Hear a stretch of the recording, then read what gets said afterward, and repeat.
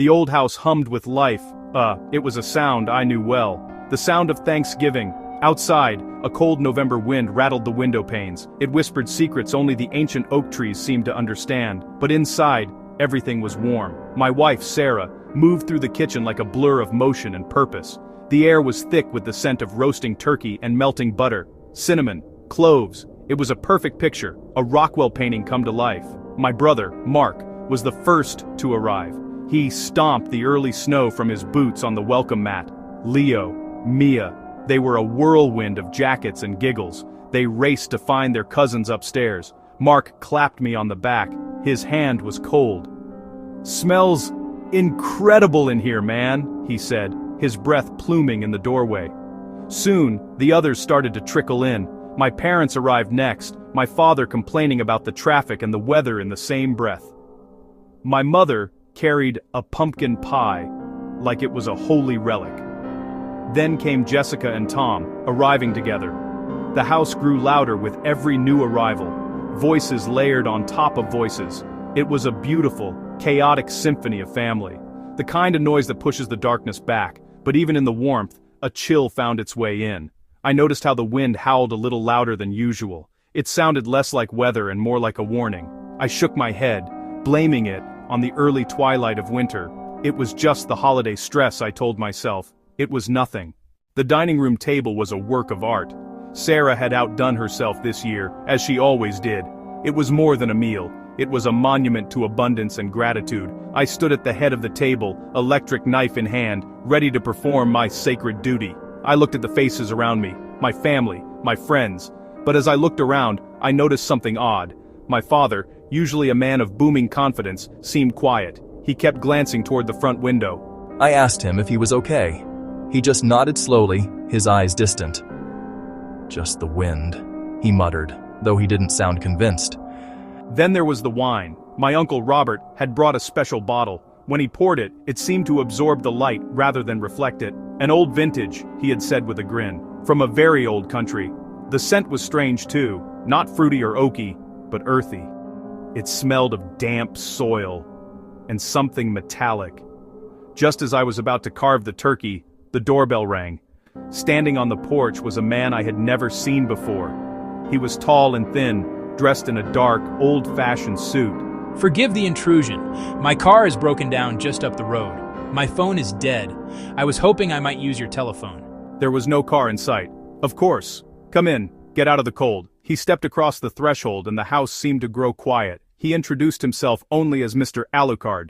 "I ate just before my journey." He politely refused any food, though his eyes seemed to feast on the sight of the turkey, the red cranberry sauce, the dark wine. His presence changed the air in the room. We had invited a shadow to our feast. "The engine is quite dead, an affliction of age. It is not something that can be easily fixed." The look was intense, predatory, only for a second, but unmistakable. It was the look a wolf gives a sheep. "You must see a great deal of life in your profession, and a great deal of suffering. But blood is life, is it not? A precious currency." Interesting conversation? "Your sister-in-law has a fascinating perspective. She is very close to the delicate balance between vitality and decay." I'd like to propose a toast to family, to friends, and to our new acquaintance, Mr. Alucard. "Thank you for your hospitality. It is a rare thing to find such warmth in this cold world, such vitality." They were not human. He wasn't sipping. He was feeding. "He's freezing cold. I can't find a pulse." "The old are like a dry wine, but the young are so much sweeter." The polite, awkward stranger was gone. In his place stood something ancient and predatory.